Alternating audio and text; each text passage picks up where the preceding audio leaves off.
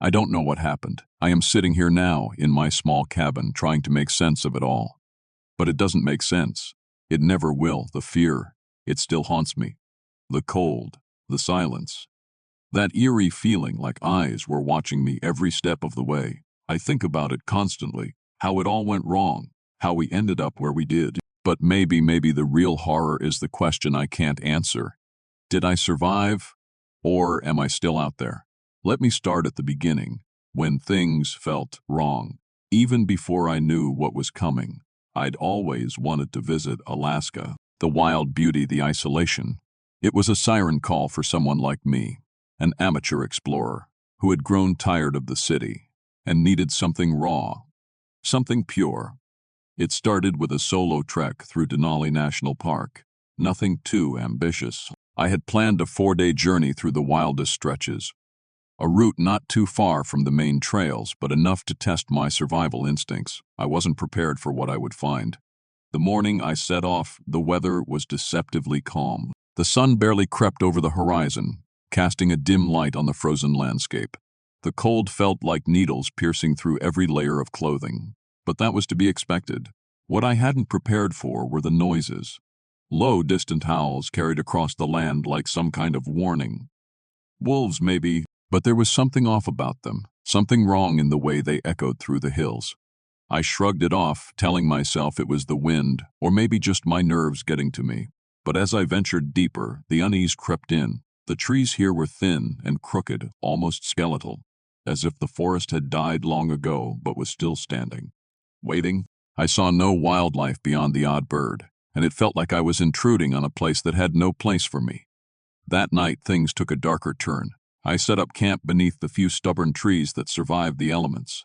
The fire crackled, though it couldn't chase away the biting chill as the darkness closed in. I felt eyes. At first, I thought it was paranoia. The wind howled, making every creak of the trees sound like footsteps, like someone or something was creeping closer. I remember staring into the fire, trying to push the feeling away. That is when I heard it, a voice, soft, almost a whisper, "Help me." I froze. It came from somewhere in the trees. I couldn't tell where. I stood up, heart hammering in my chest. "Hello," I called out, my voice cutting through the cold air, but there was no answer. I convinced myself it was a figment of my imagination, the wind playing tricks on me. Maybe I was just tired. I didn't sleep much that night, constantly listening for any sign of movement. The next day, I packed up early and moved on, trying to shake the lingering feeling of dread. The unease only grew with each step I took deeper into the wilderness. It wasn't until the 3rd day that things started to spiral. I came across something strange, a tattered backpack, half buried in the snow. My first thought was that it had been left by someone else, maybe another hiker who had turned back. But as I pulled it free, I noticed something far more unsettling. There was blood on the straps, a lot of it. I don't know why, but I opened it. The contents were wrong. Torn maps, a compass that had clearly been shattered, and scraps of clothing, some with dried blood, others stained with dirt, and something worse, something more sinister. I didn't know what to do. My instinct was to turn back, but I couldn't. The thought of returning to civilization, of giving up on my adventure, felt like failure. I pushed onward. The weather had started to worsen. Snowstorms swept in quickly, as they often do in the Alaskan wilds, and the visibility was reduced to almost nothing. I stumbled through the thickening snow, using the broken compass to guide me. It wasn't until the night fell that I realized I was lost. Completely. I tried to call out, but my voice was swallowed by the wind. The snow bit at my face, stinging my eyes, and every direction looked the same. That's when I heard it again, another whisper, "Help me." The voice was closer this time. So close, it felt like someone was standing just behind me. I spun around, but there was nothing. The feeling of being followed, it gnawed at me, becoming more oppressive with each step. I couldn't shake the thought that someone or something was just behind me, waiting. But no matter how fast I walked, the sound never grew any louder. I felt trapped in the snowstorm, caught in something I couldn't escape. By the time I collapsed from exhaustion, I was disoriented. I had no idea where I was, and the wind was starting to feel colder, more biting. I thought I heard something more than the wind. The snap of branches, the crunch of snow beneath boots that weren't my own. Panic surged through me. Someone was out there. I tried to call for help, but my throat was raw, and my voice barely carried. I collapsed onto the ground, shivering, eyes darting from one shadow to another, trying to find something that wasn't there. The snow continued to fall, heavy and thick, muting everything around me. Hours passed, at least. I think it was hours. My head spun, the cold creeping into my bones. It was then, as I lay there in the snow, barely conscious, that I saw them, figures. Moving through the blizzard. They were blurry at first, like shapes emerging from the storm, but they got closer. I couldn't make them out, but I knew they weren't human. They moved too fast, too fluidly. They didn't leave tracks in the snow. I couldn't breathe. My heart pounded in my chest, and for a moment, everything stopped. The storm, the whispers, the fear, it all froze, like a brief moment of clarity, and then they were gone, vanished. When I woke, I wasn't where I had fallen.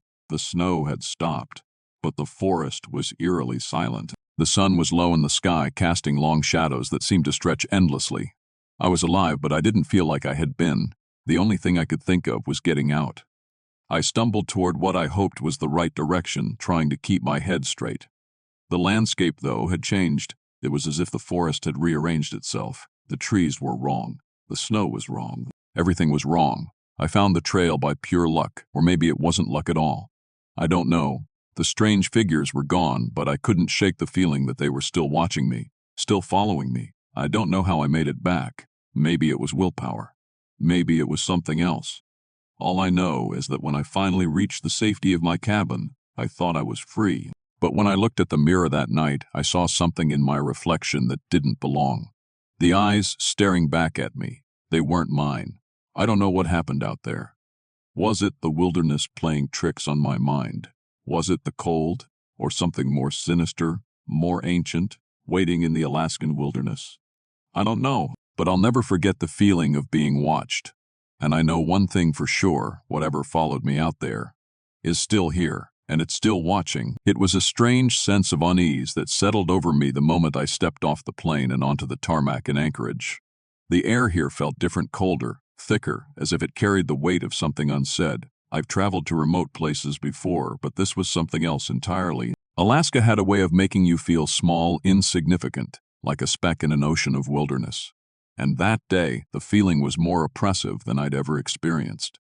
I was here to find out the truth about a disappearance, one that had baffled authorities for years. The official story was that 3 explorers had ventured into the wilds of the Alaskan interior, and all signs pointed to them being lost to the wilderness.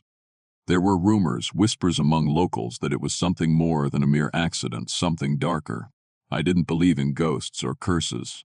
I wasn't here for legends or the supernatural. But when I started researching the case, the stories had a way of grabbing hold of me.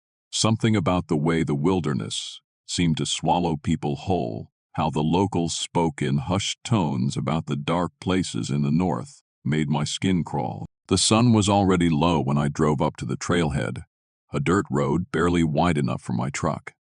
The map I had with me was decades old, actually, and showed an old campsite that the missing explorers had last been seen at. No one had checked it in years, and it was said that the forest here had grown wild, reclaiming everything in its path.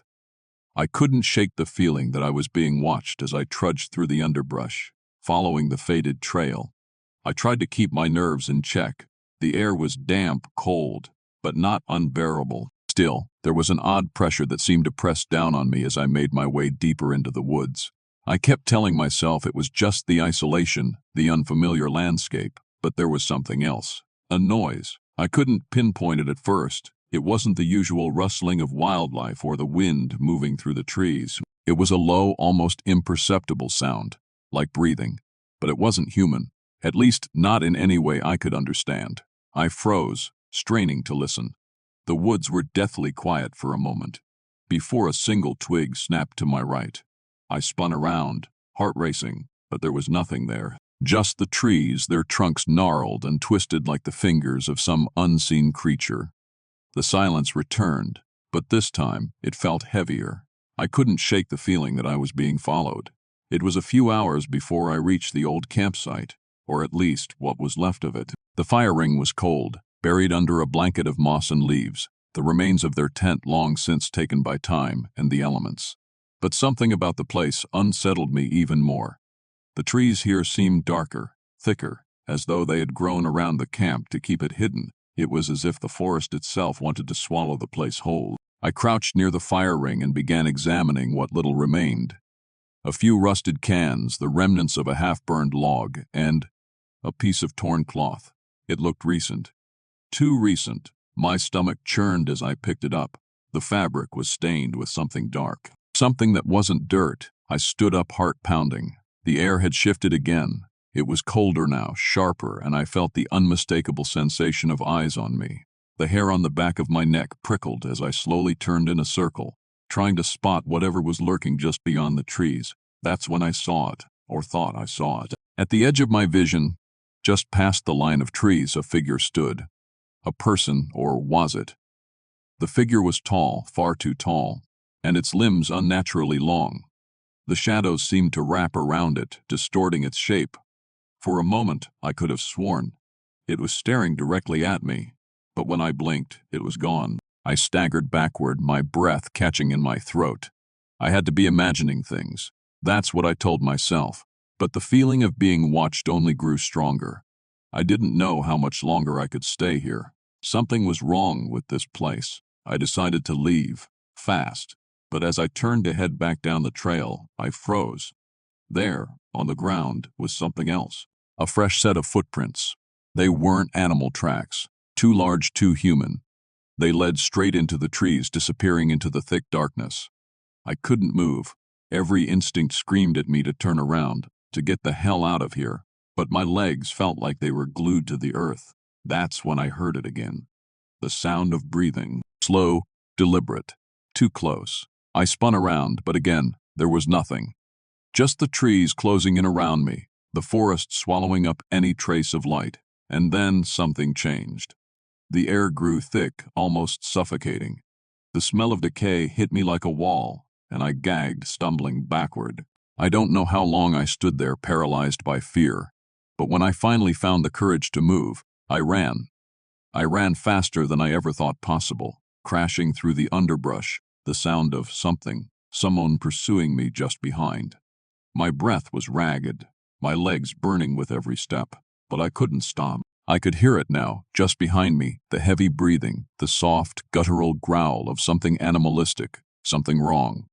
I don't know how long I ran or where I ended up, but when I finally collapsed, gasping for air, I found myself at the edge of a ravine.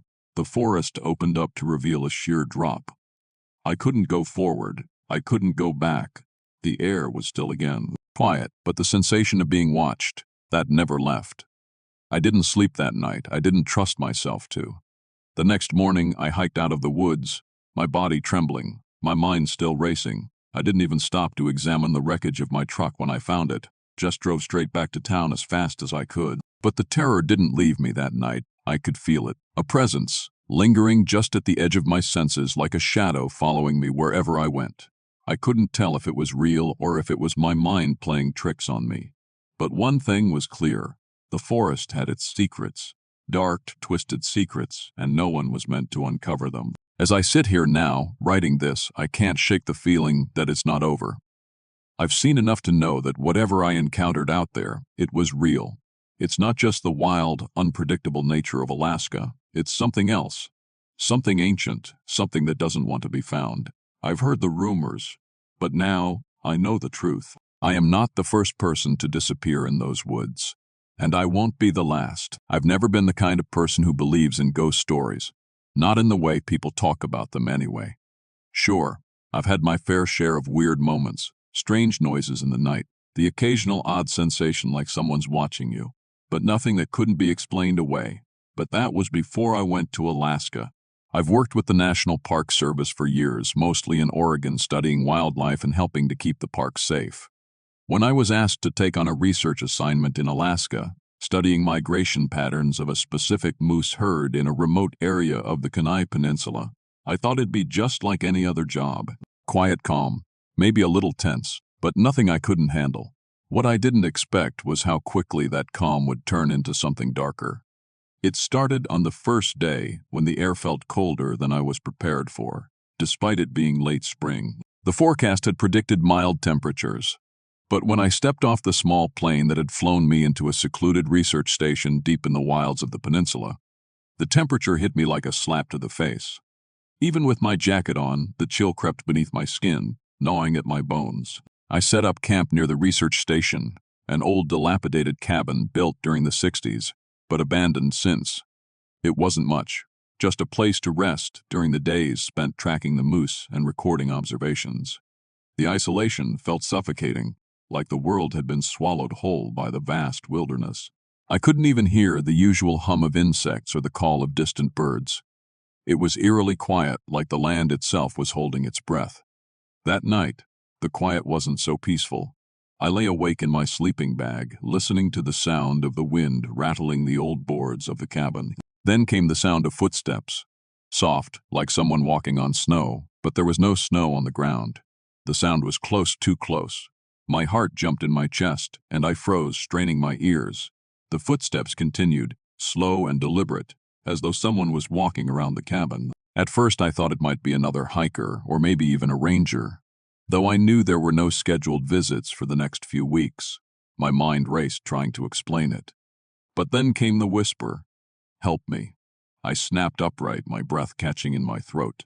I didn't move. The whisper was faint, carried on the wind, but unmistakable. It was a voice, desperate and scared. I stayed frozen, straining my eyes in the dark, knowing I should get up, investigate, but fear held me in place. Seconds dragged by, then minutes, and the footsteps finally faded away. I don't know when I fell asleep, but I woke the next morning with the sun creeping through the cracks of the cabin. The chilling feeling lingered in my chest, but I chalked it up to paranoia. After all, I was alone in the wild. Of course, I was going to get a little jumpy, but deep down, I couldn't shake the sense that something was wrong. Over the next few days, the eerie occurrences grew more frequent. I'd hear the sound of twigs snapping in the forest behind the cabin, but when I went to check, no one was there. Sometimes, I'd catch glimpses of movement out of the corner of my eye, but when I turned my head, nothing was visible. I tried to tell myself it was just the wind, or maybe my eyes playing tricks on me from the isolation. But there was a sense of dread that clung to the air, thicker than the fog that rolled in from the bay each morning. And then, on the fourth day, I found the journal. It was hidden in the back corner of the cabin, behind an old shelf that looked like it hadn't been touched in years. It was leather-bound, old and worn, but the ink inside was still legible. I started flipping through the pages, thinking it was probably the journal of someone who'd stayed there decades ago. But what I read made my blood run cold. It was filled with the ramblings of a man who had been alone in the same cabin years ago, long before I ever stepped foot in Alaska. The first entries were simple enough, detailing observations of the wildlife and his attempts to find shelter during harsh weather. But as the days went on, the entries grew more frantic, less coherent. I hear footsteps at night. I'm sure it's someone else, but I've never seen them. The wind speaks to me. It says I am not alone. Help me, they're out there. They won't let me leave. The last entry was dated just a few days before the journal abruptly stopped. It was hastily written, the letters jagged and almost unreadable. "They're coming for me. I can't escape. If anyone finds this, do not come here. You will not survive the cold. You will never leave." I slammed the journal shut and shoved it back in the corner, my hands trembling. The voice from the night before, was it his? And if so, what happened to him? That night the air felt even colder than before. I huddled in my sleeping bag, but the chill seeped into my bones no matter how many layers I added. And then, as I lay there in the dark, the whisper came again. "Help me." I shot up, my heart hammering in my chest. This time, I couldn't just lie there. I grabbed my flashlight and bolted out of the cabin, scanning the area around me. There was nothing, just the same dense trees and the same heavy fog rolling in from the bay. But something was wrong. I could feel it in my gut, the way the land seemed to shift, like it was alive and waiting. The silence around me grew suffocating, and for the first time, I felt the weight of something watching me from the dark. I turned to head back to the cabin when I saw it. A figure standing just inside the tree line. It was tall, gaunt, its skin pale and stretched tight over bones. I couldn't make out its face, but the way it stood motionless, staring at me, made my skin crawl. I wanted to run, but my legs wouldn't move. My breath came in shallow gasps as I watched the figure slowly raise its hand, as if beckoning me closer. "You shouldn't have come," it whispered. "No one who comes here leaves." A rush of terror shot through me, and finally my legs obeyed. I turned and ran back to the cabin, slamming the door shut behind me.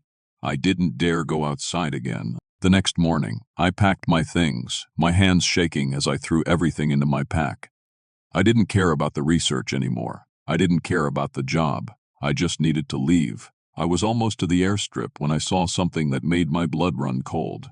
The footprints deep in the snow led right up to the edge of the forest, but there were no other footprints leading away. It was as if the figure had simply disappeared.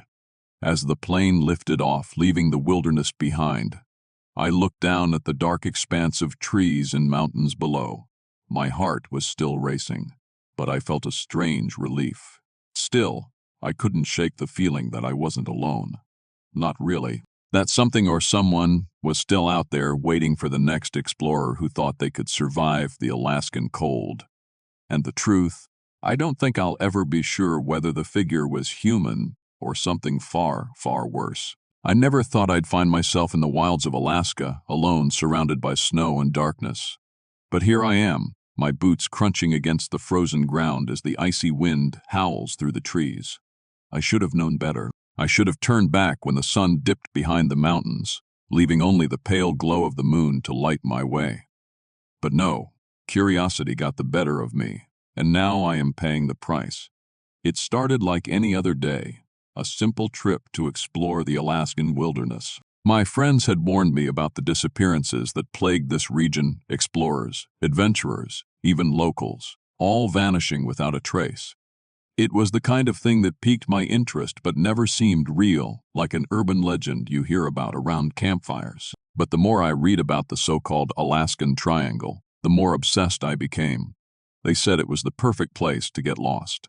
It seemed like the ideal challenge for someone like me, someone who thrived on adventure. But now, as I trudge through the snow, I can't shake the feeling that something is very wrong. The wind picks up, biting at my face as the snowflakes swirl around me, turning the world into a disorienting blur. I pull my hood tighter, trying to shield myself from the cold. But it's no use. I'm freezing, and the creeping sense of dread gnaws at my gut. It is as if the wilderness itself is watching me, waiting for me to make a mistake.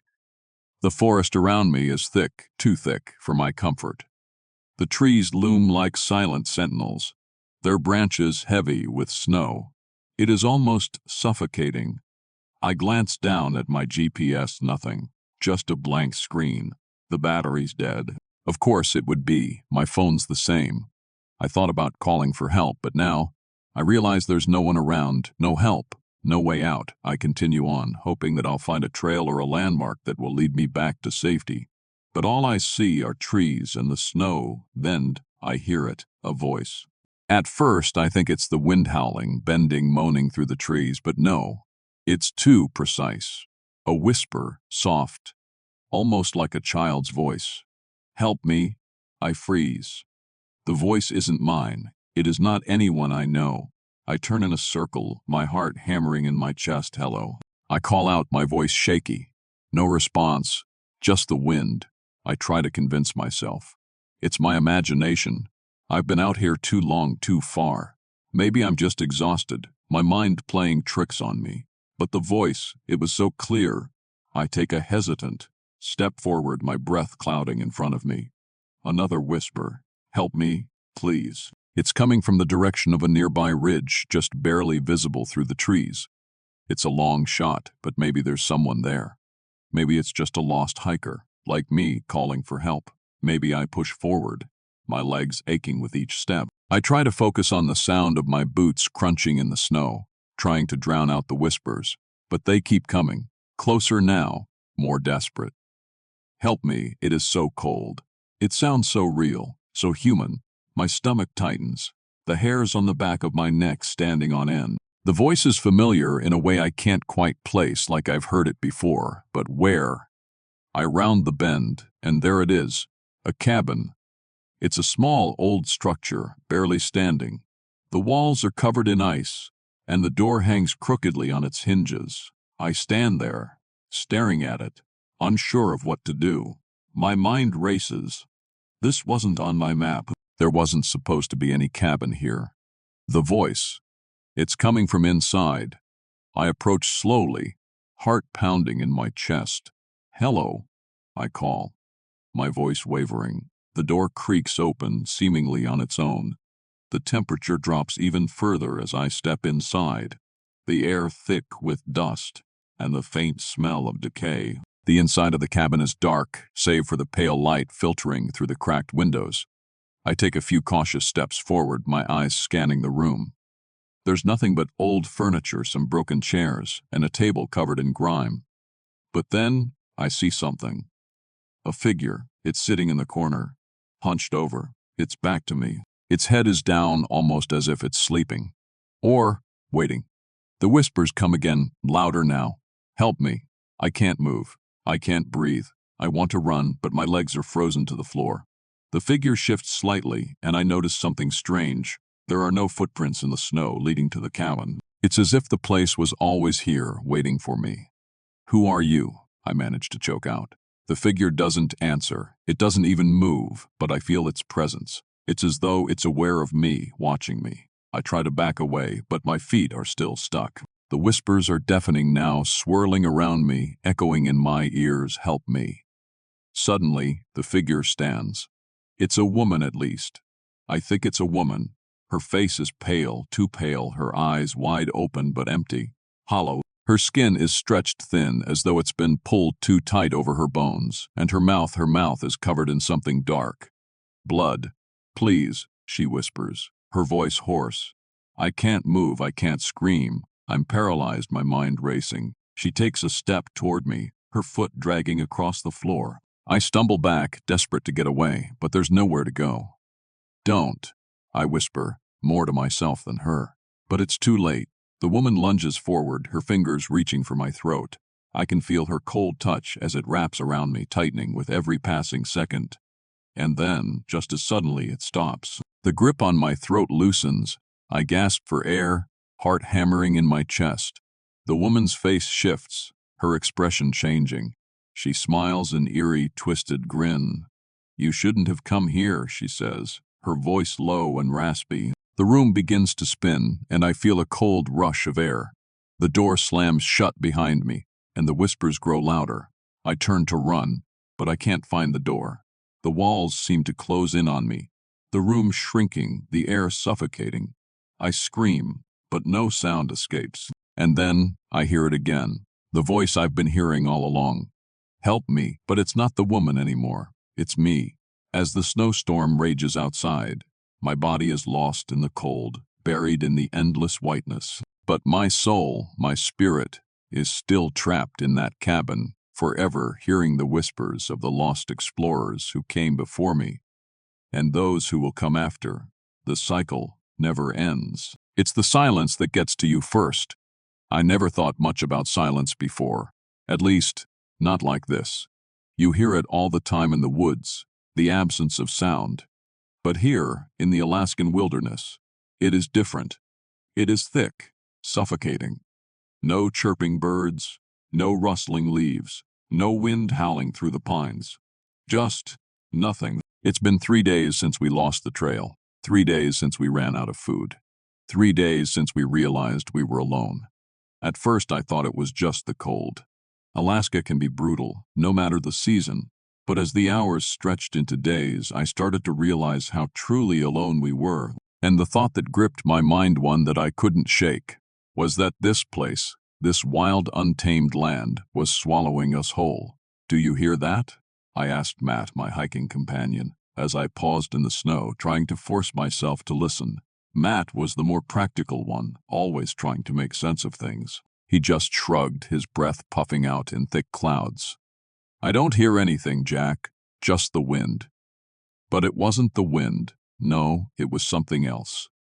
A faint rustling, like something moving through the snow behind us, something large. I turned around, but the vast white expanse behind us only stretched on, endless and empty. "Stop being paranoid," Matt said, his voice sharp. He never liked it when I got like this, but how could I not? In this desolate place, it felt like the world was pressing in on us from all sides. The silence, the way the shadows twisted in the trees, the feeling that we were being watched. I wasn't sure if it was just my mind breaking, but something about that rustling. It felt wrong. We kept moving, pushing through the thickening snow, with nothing to guide us but the distant mountain range. But no matter which direction we walked, the feeling never left me. In fact, it grew stronger with every step. The trees seemed to close in around us, their skeletal branches like twisted hands reaching for us. "Jack, I think we should turn back." I shot Matt a look. He was pale, his eyes wide, and his voice wavered as if he had lost confidence in everything around him. He was a rational guy. Or at least he had been. But now, we both knew that this was no longer a routine hike. Turning back wasn't an option. Not anymore. Our supplies were low, and the weather was growing harsher. Every direction was an open invitation to the wilderness, a void that seemed to swallow us the more we walked. "You're scared, aren't you?" I asked. Matt didn't answer. We trudged on. The wind picked up again, howling through the trees, and I swear I heard a whisper in the gusts.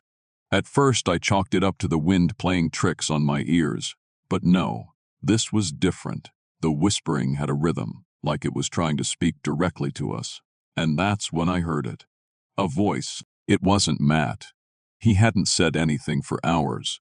The voice was cold, almost unnatural, faint, but unmistakable. "Turn back," the voice said. I froze, my body locking in place. What the hell was that? I whispered. My heart was hammering in my chest now. My breath came in ragged gasps. Matt didn't respond. He just looked at me with wide, frantic eyes. I grabbed his arm, pulling him closer. "Did you hear that? Please tell me you heard that." But before he could answer, a sound cut through the air. A crash, branches snapping, followed by a heavy thud. Something large, something moving fast. I didn't wait to see what it was. I didn't even care anymore. I yanked Matt's arm and started running, pushing through the snow, the cold biting into my skin like needles. We ran for what felt like miles, our feet stumbling over unseen roots and jagged rocks. But no matter how far we went, I knew something was still behind us. The shadows, the whispers, they were there, just out of reach, just waiting for us to falter. Then it stopped. The crunching snow, the sound of pursuit. It all vanished. I risked a glance over my shoulder. Nothing, but that's when I saw it. A figure standing in the distance just past the tree line. Too far to make out clearly, but close enough for me to feel the weight of its gaze on me. I could feel it like ice creeping up my spine. The figure didn't move. "Matt," I whispered, unable to tear my eyes away. "Do you see that?" He didn't respond. He was staring at it too, his face ashen, his lips trembling. I stepped back slowly at first, but then the panic took over. I bolted. I had to get away, had to get farther from whatever that was. "Jack, wait," Matt's voice reached me, but I didn't stop. I didn't stop until I tripped and fell face first into the snow. The air knocked out of my lungs. I scrambled to my feet, gasping for breath, and that's when I felt it. A hand, cold, impossibly cold, brushed against my shoulder. I spun around, my heart slamming against my ribs. But there was nothing there. No one. Just the snow, the trees, the suffocating silence. I didn't know if I was losing my mind or if something was really after us, but I couldn't stay in that place any longer. I ran again, this time for hours, until I finally stumbled upon a small shack, one of the few shelters that still existed in these desolate woods. It wasn't much, just a rundown structure. But it was a safe haven, a place where I could hide until help came. Matt was nowhere to be found. I'd lost him during the chase, and I had no idea where he was now. I don't even know if he's still alive. I sat in that shack for what felt like days, praying that the rescue teams would find me. But as I waited, I couldn't shake the feeling that something was still out there waiting, watching. When the rescue team finally arrived, they found me in a state of shock, barely able to speak. But the one thing I could tell them was that I wasn't alone. Not anymore. The whispers followed me back. They still do to this day. And every time I close my eyes, I hear that voice, colder than the Alaskan wind, telling me the same thing. Turn back. It's been a year since I've left Alaska, and I can't shake the feeling that whatever was out there is still waiting for me somewhere in the vast wilderness. And it's not finished with me yet. I didn't want to be here. The idea had seemed like a great adventure when it was just words in a pub. But now, standing on the edge of the Kenai Peninsula, facing the vast expanse of Alaska's unforgiving wilderness, I felt like a fool. The chill in the air sunk straight into my bones, and the snow-covered mountain peaks in the distance seemed to mock me. This was real. I was about to do something I couldn't undo. The expedition had started as an exploration into a forgotten history. A few weeks earlier, I had stumbled across a map in an old library archive in Anchorage. A map marked with the presumed location of the lost explorers of Glacier Bay. The expedition in 1917 had vanished without a trace, leaving only cryptic letters and the faintest of rumors. Was it frostbite, hunger, or something darker that took them? I didn't know, but the possibility of uncovering their fate was too tempting to resist. I pushed the thought away and looked at my companions, two seasoned climbers, Heather and Jake. They were just as uneasy as I was, though they hid it better. Heather had been quiet for most of the journey, her usually optimistic demeanor replaced by a sense of nervous anticipation. Jake kept adjusting his pack, glancing around the freezing expanse of empty white. Neither of them had much to say about the lost explorers, but I knew they'd heard the stories everyone in Alaska had. "What do you think happened to them?" I asked, trying to break the silence as we trudged through the deep snow. Jake shrugged. "Who knows? Could have been the cold. Could have been something else." He didn't look at me when he said it. Heather looked up from her snow boots, her voice barely above a whisper. "Maybe it's just better not to know." A shiver ran down my spine. There it was again. The strange, palpable tension. I hadn't even realized I was clenching my fists until I relaxed them. I tried to shake it off, but the feeling lingered.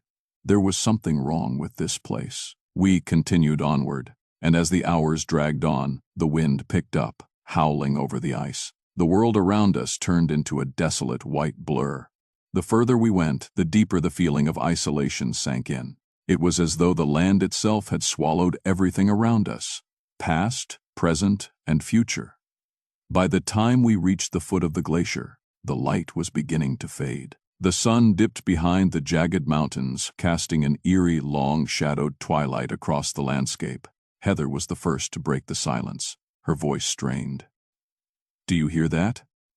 I stopped dead in my tracks. At first, I couldn't hear anything, just the wind, the occasional crunch of snow beneath our boots. But then, faintly, I caught it, almost like the sound of voices carried on the wind. The breath caught in my throat. No one could live out here, not in this desolation. And yet, it was there. Jake frowned and looked around nervously. "Probably just the wind playing tricks on us. We're tired, we should set up camp."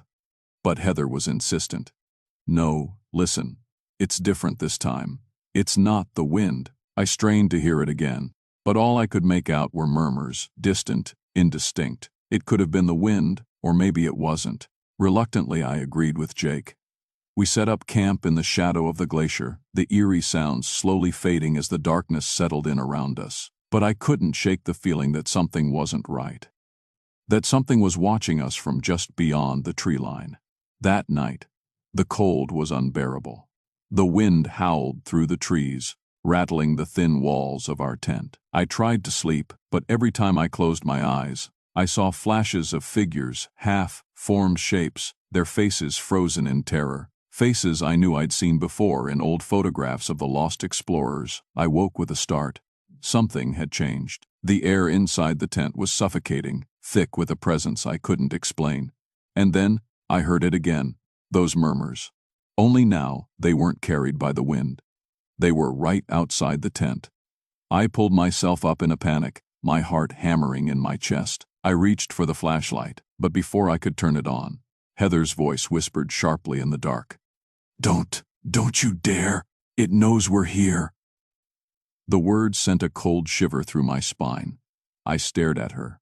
but I couldn't see her face, just the silhouette of her figure against the shadows. What knows we're here?" I managed to whisper. She didn't answer right away. Her eyes were wide, her breathing shallow. The explorers, they never left. I wanted to argue, to tell her she was being ridiculous, but a gnawing, visceral fear settled in my gut. Something had shifted. Something was wrong. I heard a faint scraping sound like nails against the snow, and my eyes darted to the edge of the tent. The murmurs grew louder, more distinct, as if they were calling to me. And then, with a bone-chilling screech, the tent flaps bulged inward, as if something was pushing against them from the outside. I couldn't breathe. My heart pounded in my ears. I grabbed the flashlight and turned it on. But when the light hit the fabric of the tent, the pressure on the outside stopped. The murmurs, too, fell silent. Everything was still. I swallowed hard, my hands trembling as I glanced at Heather and Jake, their faces ghostly pale in the weak beam of the flashlight. "What is going on?" I choked out. Heather didn't respond at first. Then she whispered, barely audible, "They never made it out. And now they want us to join them." Suddenly, the tent flaps jerked open, not by the wind, but by an invisible force. The cold rushed in, and for a moment, I thought I saw figures standing at the edge of the glacier, shadows of men, their clothes tattered and frozen, their faces locked in grimaces of agony. The wind howled, and in that moment, I realized the truth. They weren't just ghosts. They were trapped, like us, trapped in the cold, desperate to pull others into their endless frozen hell. The air grew thick with the scent of death, and the murmurs turned into desperate, haunting screams. I stumbled backward, tripping over the ice. The glacier's ice was cracking beneath my feet, shifting and groaning, as if the earth itself was alive with the souls of the lost explorers.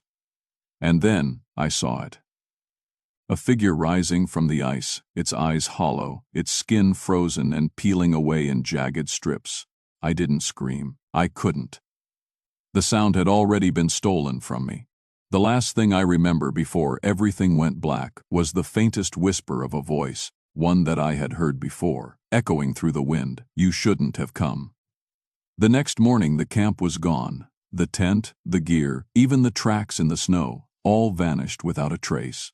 And I was alone. But I could hear them now, always whispers, just beyond the edge of my thoughts, always calling me back to the glacier, always waiting.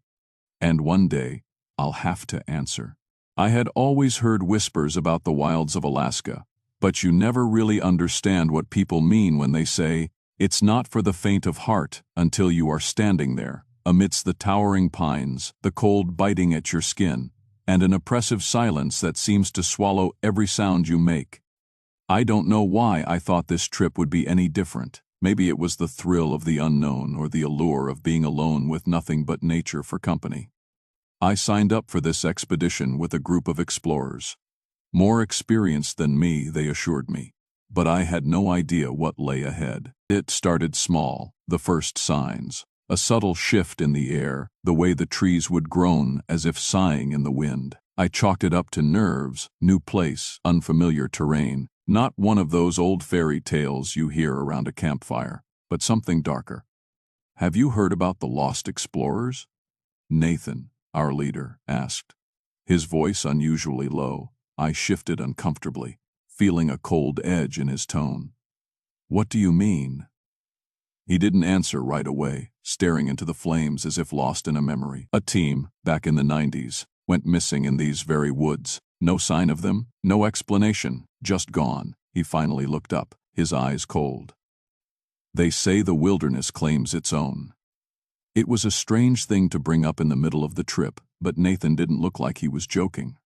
His face, usually so confident, was now weathered and drawn. I laughed it off, a forced chuckle, but the thought lodged itself in my mind. That night, sleep didn't come easy. The wind howled outside the tent, rattling the fabric like a creature trying to get in. I lay there, wide awake, listening. The sound of branches snapping, the groan of the earth beneath us. It all seemed off. I told myself it was just the wind, just the forest being its usual eerie self. But a gnawing sense of dread settled in my stomach. Something primal, like being watched. I tried to ignore it, but the feeling only grew stronger the longer I lay still. The next morning, we set off into the wilderness. The trees towered above us, their gnarled branches reaching out like skeletal hands, casting long shadows on the snow-covered ground. The air was thin, the landscape stretching endlessly in every direction. At first, it felt like nothing was out of place. Just a regular day of hiking through the Alaskan wilderness. But then, we found it half. Buried in the snow was a set of tracks, large, too large. They didn't belong to any animal I knew.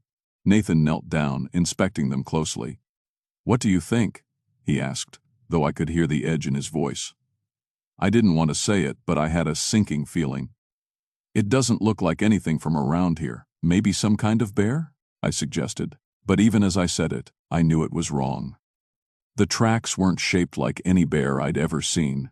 They were too deep, the prints too elongated, almost as if they'd been made by something. Human Nathan stood up, his face tense.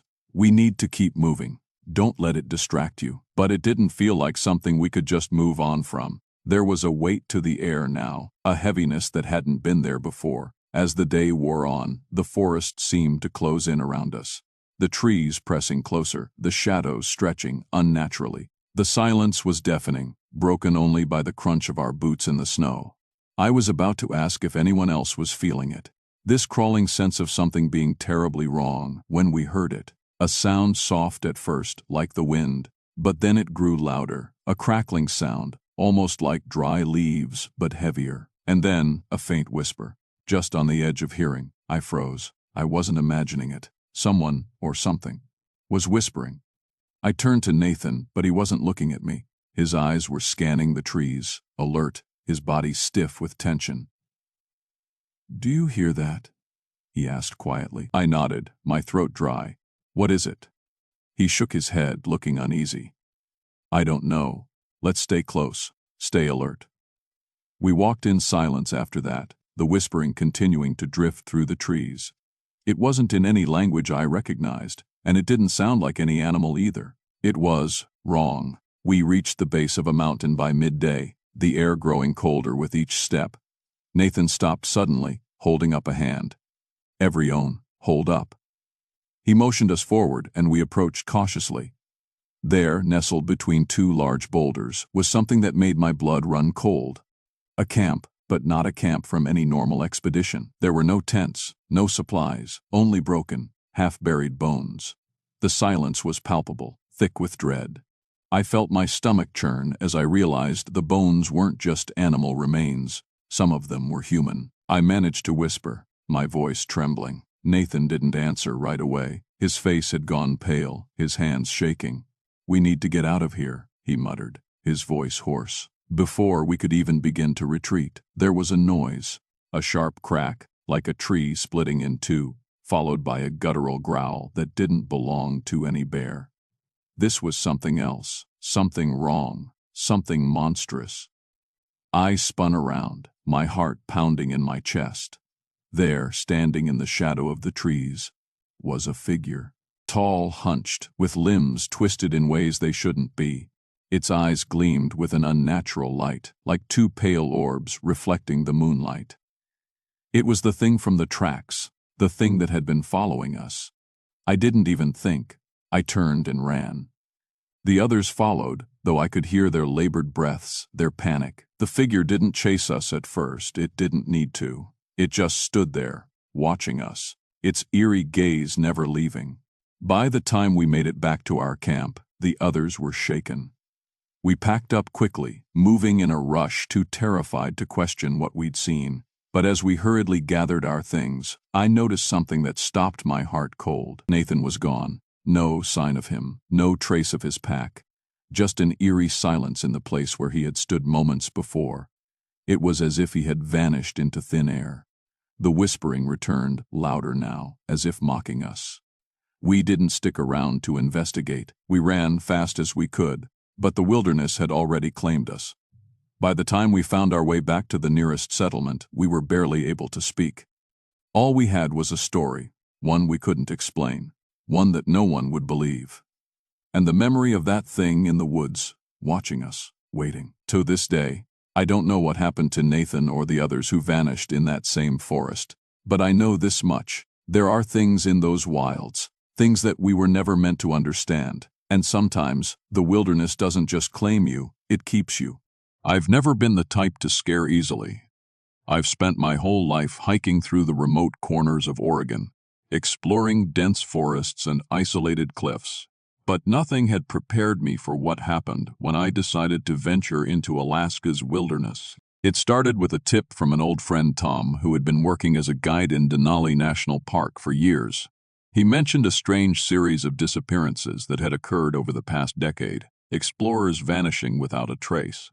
At first, I chalked it up to the harsh environment, the cold, the storms, the wild animals. It made sense to me that some of these people had just been in over their heads. But when he mentioned the eeriest part, I couldn't ignore it anymore. These weren't just random disappearances.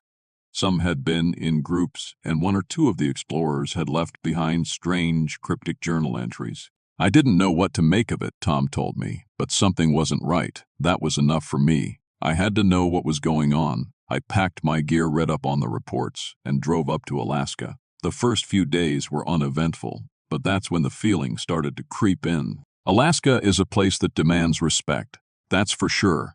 The air here feels different, thicker, colder. You feel the weight of it on your chest, especially in the early mornings. And there's something about the wilderness here. It's alive, but in a way that feels almost predatory. It watches you, as if waiting for you to make a mistake. I camped in the backwoods near the Denali Range, in a spot recommended to me by a local ranger. The first night, the wind howled through the trees. But it wasn't the wind that kept me awake. No, it was something else. A rustling in the dark just outside the edge of my camp. At first, I thought it was a bear or some other large animal. But it didn't feel like that. It was too deliberate, too human. I grabbed my flashlight and shone it out into the darkness. Nothing, just trees. Nothing out of place, but my heart was hammering in my chest, and the air seemed too still after that. I tried to shake it off, blaming the isolation, but the unease stayed with me. I kept my head on a swivel the rest of the night, expecting something, anything, to move in the dark. But morning came, and with it, the cold light of day. I hiked deeper into the backcountry the following day, trying to push the paranoia out of my mind. The further I went, the more the landscape seemed to change. The trees grew more twisted, the ground more uneven. It was as though the land itself was fighting against me. There were strange marks in the snow lines in the earth that didn't make sense. At first, I thought it was just the weather, but something about them made my skin crawl. They were too unnatural. Then, on the third night, things took a darker turn. I had set up camp near an old hunting cabin, abandoned long ago but still sturdy. I'd hoped it would give me some shelter from the wind. But as soon as I walked in, something felt off. The air was heavy, thick with mildew and dust. But there was something else, something wrong. A shiver ran down my spine. I didn't know what it was, but it was like the place had been waiting for me. The unease in my chest flared again as I scanned the inside of the cabin. I noticed the old journal on the table before I saw anything else. It was yellowed with age, the leather cover cracked and faded. I flipped it open. At first it seemed like a regular log notes about the terrain, the weather, but then I came to a page that made my blood run cold. The entry was dated just a few weeks before, and it read, "The forest watches us. The eyes in the trees. I've seen them. They're not just animals. Something else is out there. We've made a mistake coming here." I set the journal down slowly. My hands were shaking, but I couldn't stop myself from flipping through the pages. More entries followed, each one more frantic than the last. The explorers had been desperate, trying to leave, but the weather turned against them. The last entry read, "If we leave, it will follow us. We are its prey now. There's no escape. It knows where we are. It always knows." I slammed the journal shut, my heart racing. I glanced around the cabin, suddenly feeling like I was being watched. Something was in the shadows. The temperature in the cabin dropped, and I felt it in my bones. My breath came out in visible puffs. But I was sweating. My skin felt tight, like I was suffocating. I had to get out. The forest was calling to me. I packed up my things, but before I could leave the cabin, a noise stopped me. A faint whisper, not from inside but from outside the cabin just beyond the trees. It was a voice, a woman's voice, soft, barely audible, but unmistakably there. I froze, listening. Then it came again, closer this time. A single word. Help. I grabbed my flashlight and bolted outside, my heart hammering in my chest. I scanned the area. The forest was still, but the whisper was there again. I was starting to lose it. I knew it. There was no one else out here. There couldn't be. I was alone. Then, out of the corner of my eye, I saw something. A figure standing just inside the tree line. A person, or what looked like one. I couldn't make out details, but I felt the weight of its presence. I shouted, "Hey!" But the figure didn't move. It was like it was waiting for me to come closer. I didn't. I turned, grabbed my things, and ran. I didn't look back until I reached the safety of a ranger station the next day. Too terrified to even think about what I had just experienced. The rangers didn't believe me. They laughed it off, told me it was just the isolation getting to me. But when I showed them the journal, they went quiet. They said they'd heard of that cabin before, and that it was best to leave the past buried. But I couldn't forget the fear I felt. The voice in the trees, the figure in the darkness. It was only later, when I returned home, that I found out the truth. The explorers weren't just lost.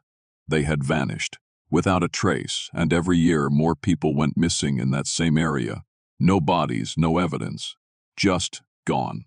I don't know what's out there, but I know one thing for sure. Whatever it is, it knows when you're coming. It knows when you're close.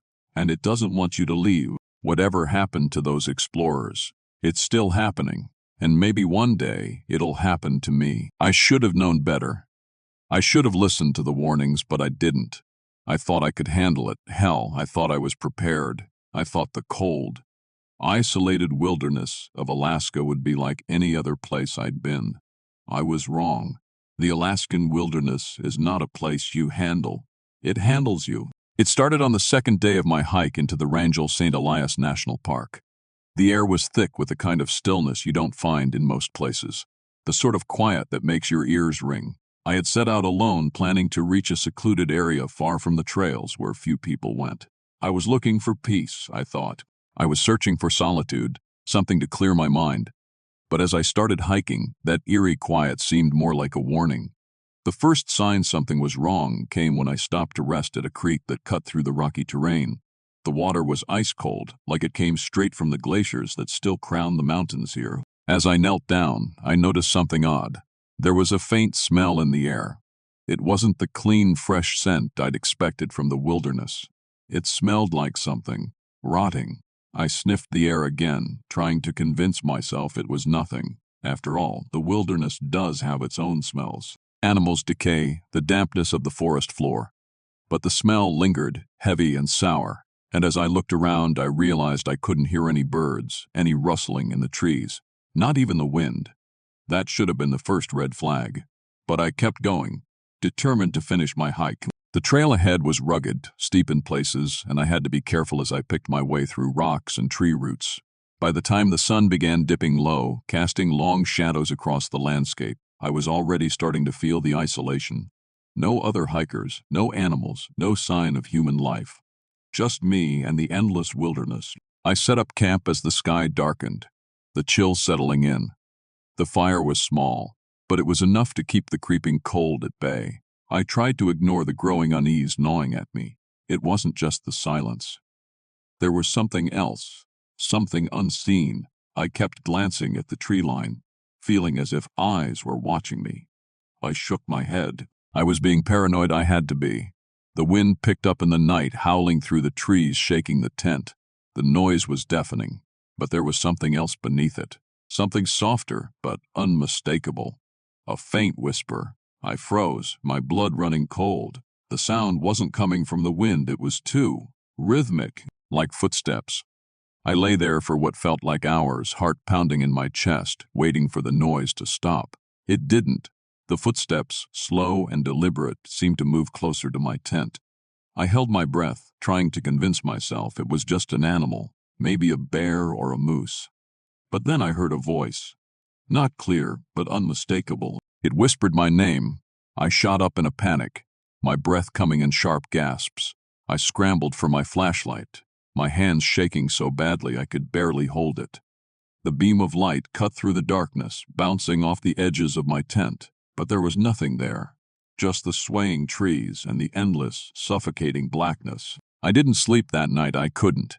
Every rustle of the wind, every crack of a twig had me on edge. I wanted to leave. I should have left. But I didn't. By the time morning came, I had convinced myself it was just the wind. The wild, unsettled feeling I had was just me adjusting to the environment. Or at least, that's what I told myself. I packed up my things as quickly as I could and set out again, moving deeper into the wilderness. The days that followed felt increasingly disorienting. The trail became harder to follow, the ground softer and more uneven. The air smelled like decay, the smell stronger now, and every time I stopped to rest, I could feel the eyes on me again, watching from the trees. On the fourth day, I came across something strange. A clearing, but it wasn't like any clearing I'd seen before. It felt unnatural. The trees around it were twisted and bent in odd angles, like they had been forced to grow in that direction, and in the center of the clearing was something even stranger, a stone circle. I had read about rock formations like this, Native American burial sites, or so-called sacred circles. But this one was different. There was an oppressive, unnatural weight to it. The air felt thick, almost suffocating, like the ground itself was holding its breath. I knelt beside the circle, my hand brushing the rocks. They were unnervingly cold. As I touched them, a shiver ran through me. My mind started to race, questioning the stories I'd heard about the ancient spirits of Alaska, of curses and old legends, but I pushed those thoughts aside, trying to focus on the trail ahead. I had to keep moving. I didn't know why, but I had to get out of there.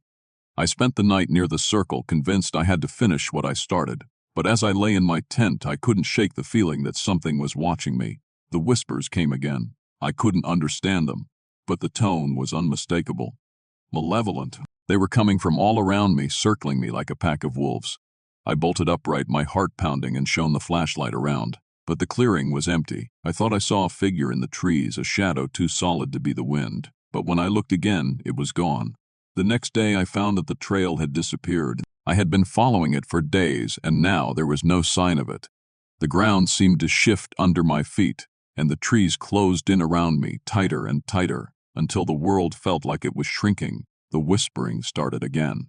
Louder now. It wasn't the wind. It was voices. Low, guttural, hissing voices, calling out in languages I didn't understand. I tried to retrace my steps, but nothing looked familiar. The forest was changing around me. The trees, the ground, everything was shifting. My mind was unraveling. That's when I saw it. Him, or maybe it was them. A figure, cloaked in black, standing just beyond the trees. I couldn't make out any details, but I could feel the weight of his or their eyes on me. My stomach twisted. It wasn't human, it was something else. I ran. I ran without looking back, pushing through the dense brush, ignoring the branches that whipped at my face. I didn't care. I just had to get away, but no matter how far I ran, I couldn't escape. The whispers followed me, the eyes on me, never letting go. Eventually, I stumbled upon a ranger station. The man inside was kind enough to give me a ride back to the nearest town, though he never asked about my experience. But when we got there, the strangest thing happened. I looked at the map, and the area I'd been in wasn't marked. It wasn't supposed to exist. I never spoke of what happened in the wilderness again, but I couldn't shake the feeling that it wasn't over. The whispers still come sometimes, late at night. I don't know if I was hallucinating. I don't know if I was losing my mind. But the one thing I do know is this. There are places in Alaska that don't want to be found, and once you step into them, they don't let you leave.